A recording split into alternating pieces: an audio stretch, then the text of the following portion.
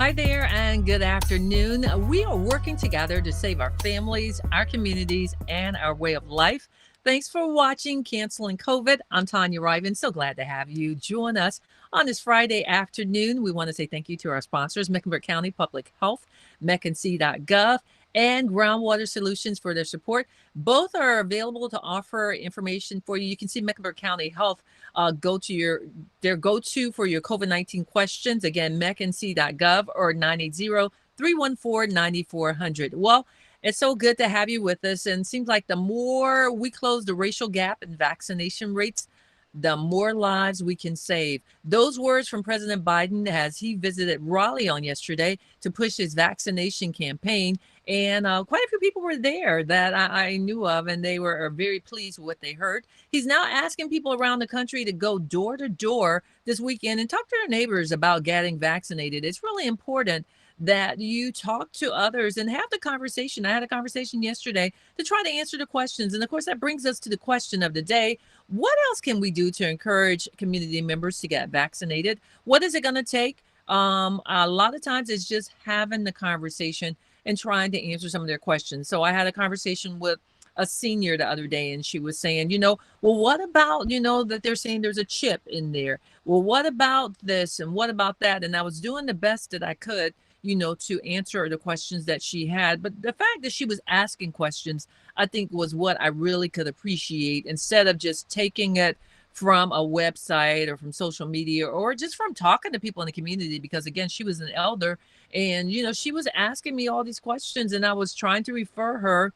to where she could get valuable resource information, but also just sharing what you shared with me and what has been shared from my experts that's been on air. So again, what do you think about that? The question of the day again is, what else can we do to encourage members of our community to get vaccinated? You're pretty creative and pretty thoughtful, so I'd love to hear your thoughts on that. The COVID-19 pandemic has dealt a significant blow to life expectancy in the United States. According to new research, American life expectancy dropped by just 1 year in 2020, but more than 3 years has been shaved off the life expectancy for Hispanics. And get this, almost 2 years for African Americans. And this is a conversation that we had tried to have before, because it's fairly shocking. It's like we're always on the short end, and here we go again.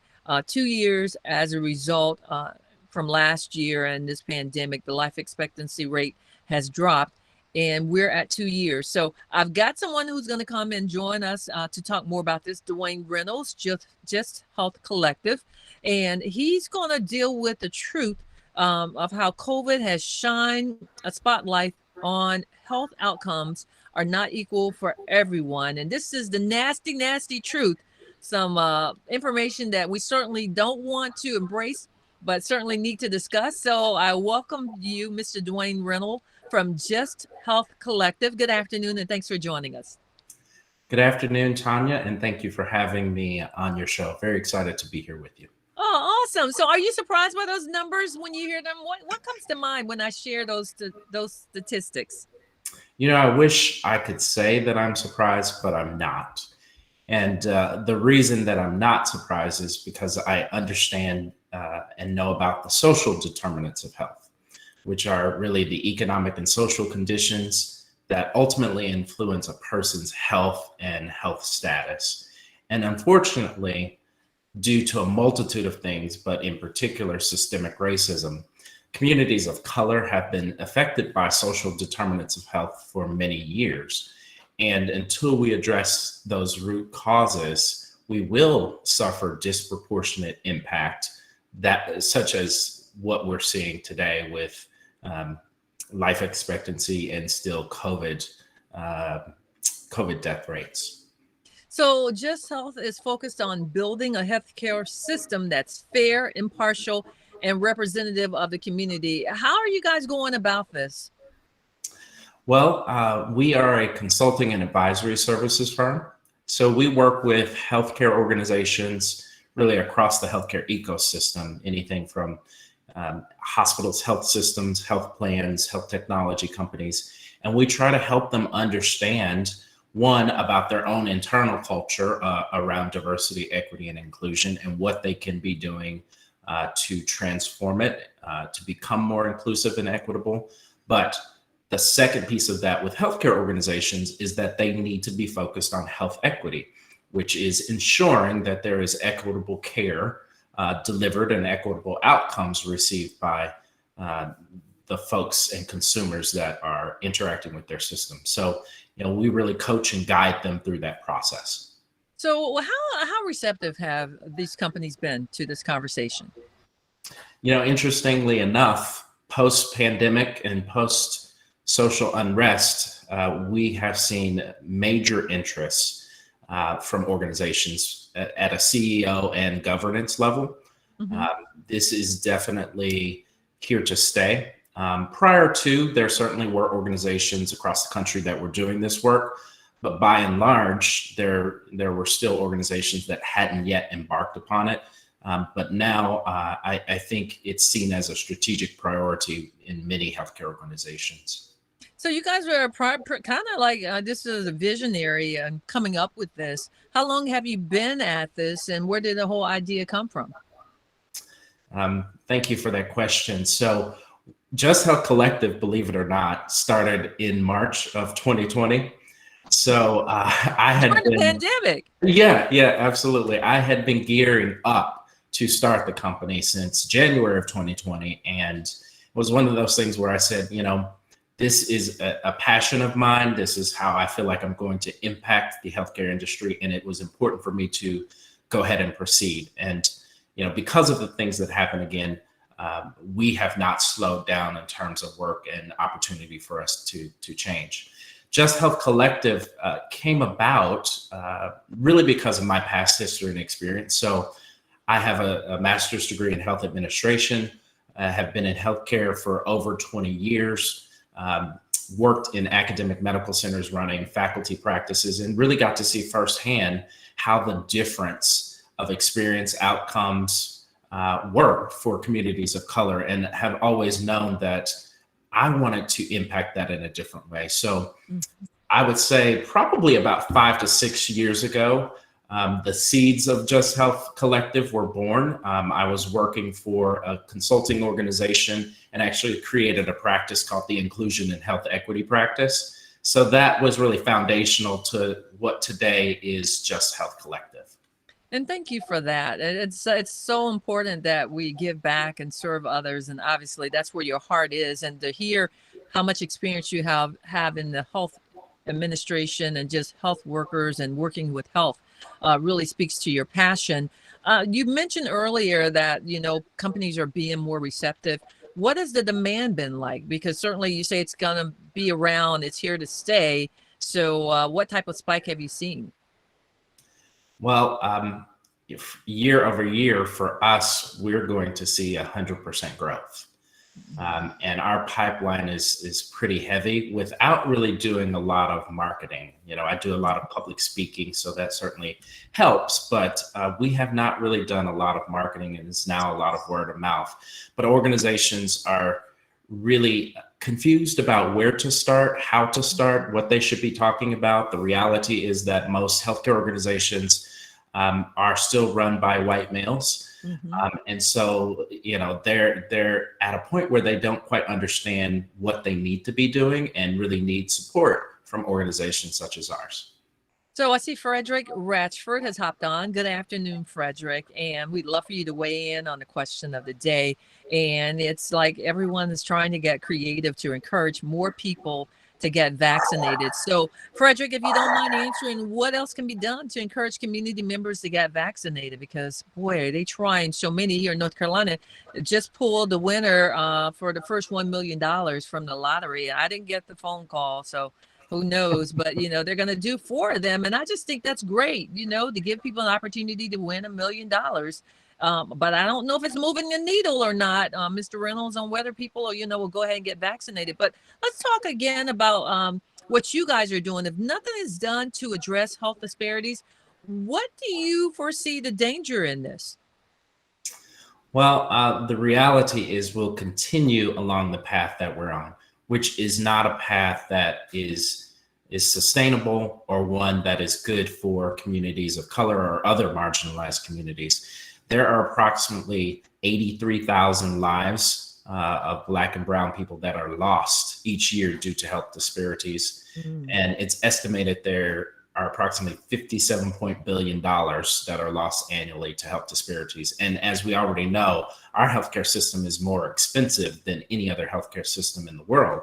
And Right. so we have to go on a different path. The demographics of our country are continuing to shift towards majority minority.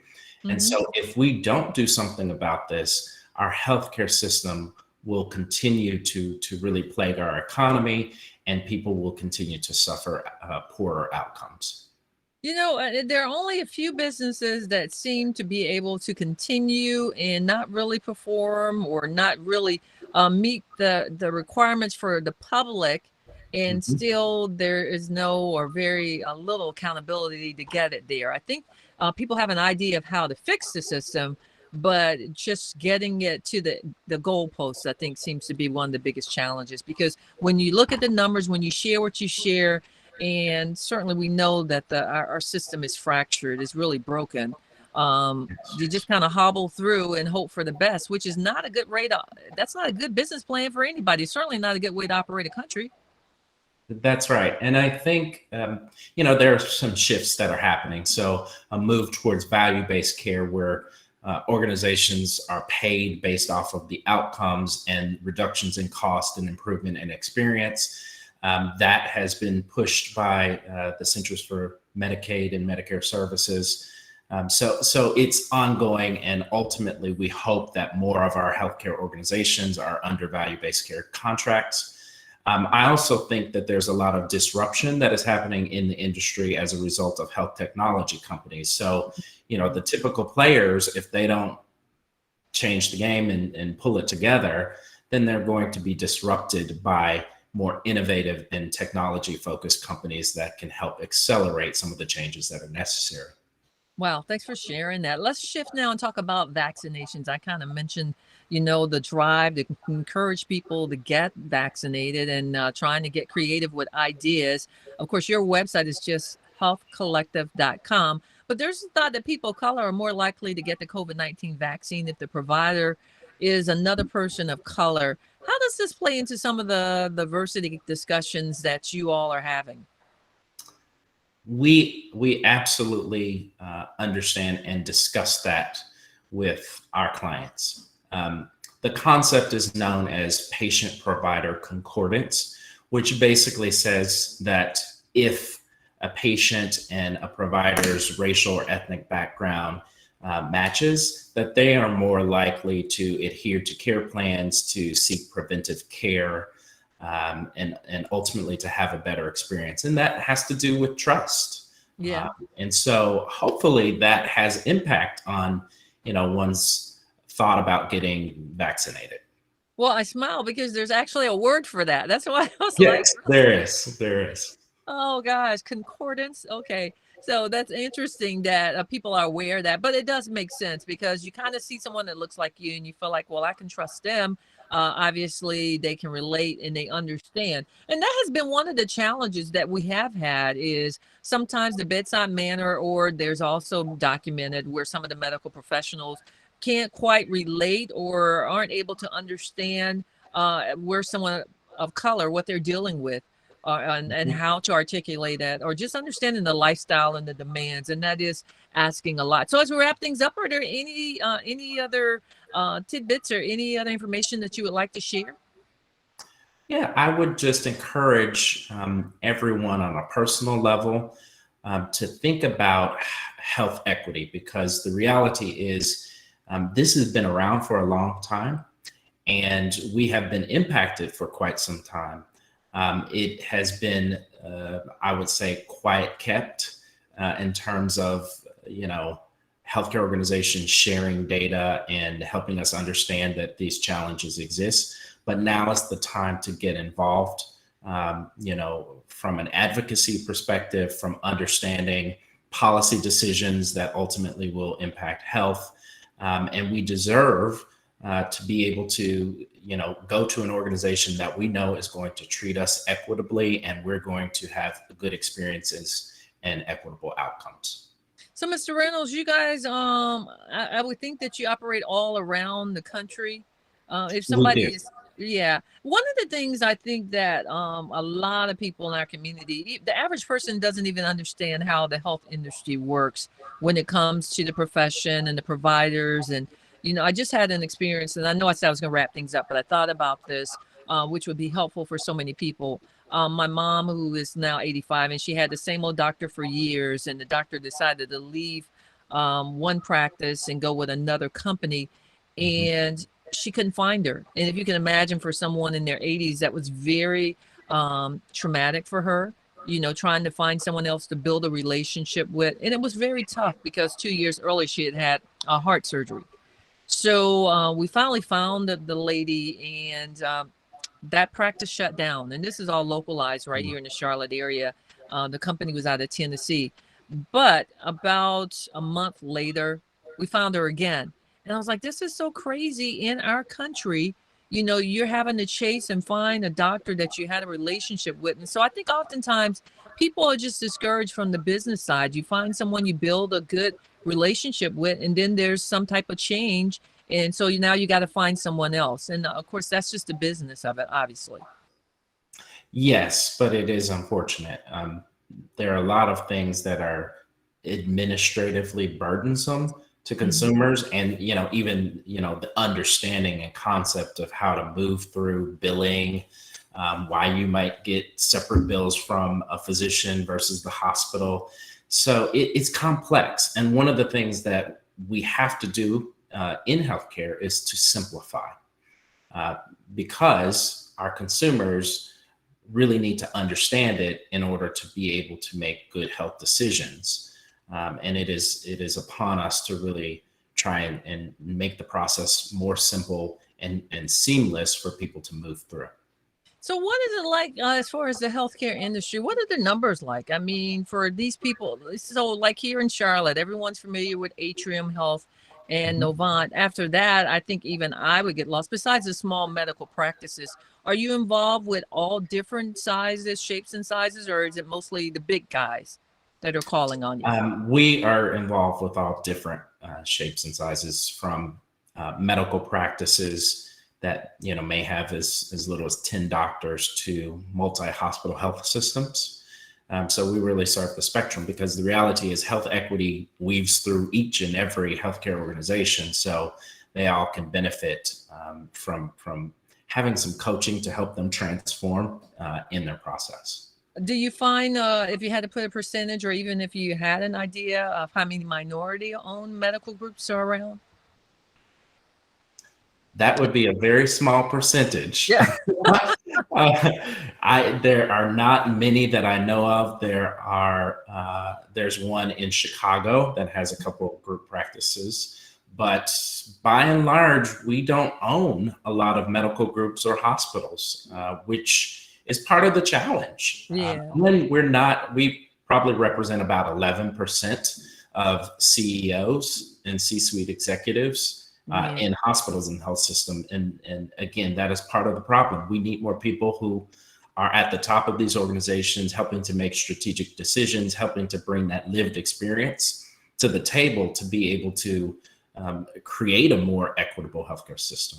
Well, I know someone here that I would love. I'm going to pass your information along. And before I let you go, we had the website, if you could put it back up, but First Care Medical Clinic, and here in Charlotte. And he has about 7 or 8 clinics. And there's a big network of Nigerian professional medical staff or professionals here. And they all have like their own setup. It's usually just one.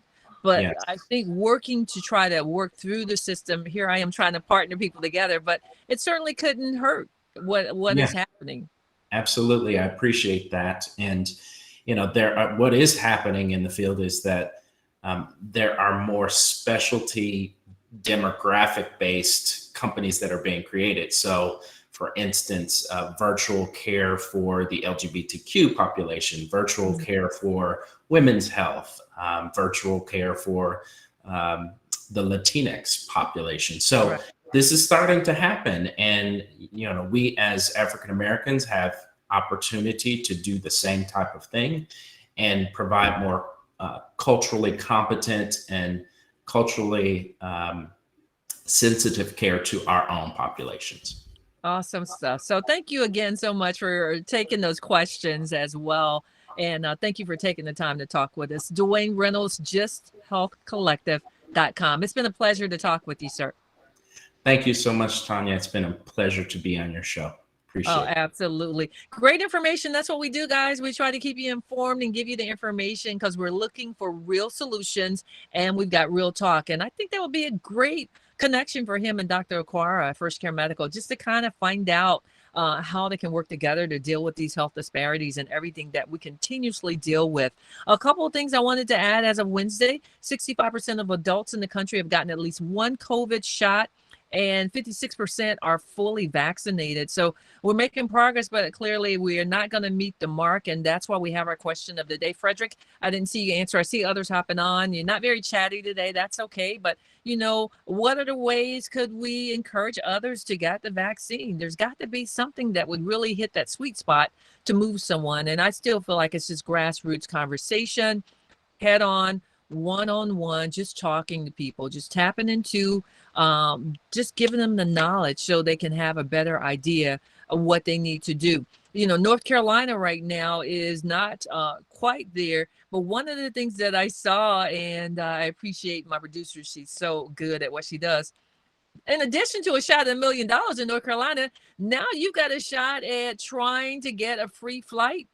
That's correct. North Carolina is behind the average right now. 52% are fully vaccinated and 55% have received one dose. But you can try for a free flight. American Airlines has gotten in on the incentive. So if you get vaccinated, it's a chance to win a flight anywhere American Airlines flies. And that's pretty good. Of course, there probably may be some restrictions, but you would need to get vaccinated. So let's see, you've got a shot at some money, a shot at some cash, and now a shot at a flight for everyone. So something to keep in mind again as these numbers are trying to improve, because as you can see scrolling across the bottom, this Delta variant that everyone's been waiting for, knowing that it was going to hit us here in this country.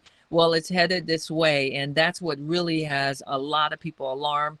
You've heard Dr. Fauci talk about it, and the U.S. Surgeon General is putting information out about it. So, just take notice, folks. We've got to make sure that we understand the pandemic is not over. So anyone who gets a COVID-19 vaccine or shows proof of vaccination when they are going out to the Summer Stock Charlotte Festival on Sunday, you're entered to win tickets. Again, that's for a free flight.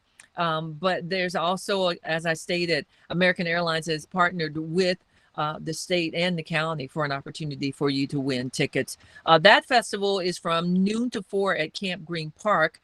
There's also the COVID vaccination clinic that's going to be at Little Rock Amy Zion at 401 North McDowell Street. That's on tomorrow as well. So that's another opportunity for you to get vaccinated. It will certainly get you entered into the opportunity to win $1 million. And then on Sunday at Smithville Park, it's called Salute Smithville, but it's also a COVID-19 and vaccination clinic. I hadn't seen any of you weigh in on the question, what else can we do to encourage others?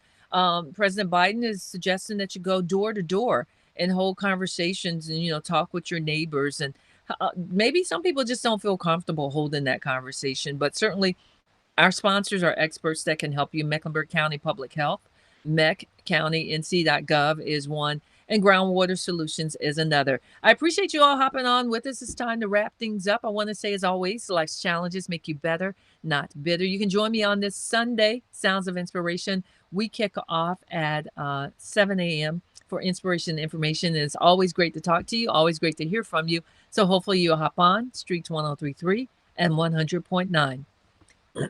Excuse me.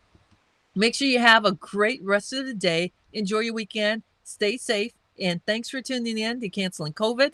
We're going to keep working at this, bringing you real solutions and real talk. Have a great day, everyone.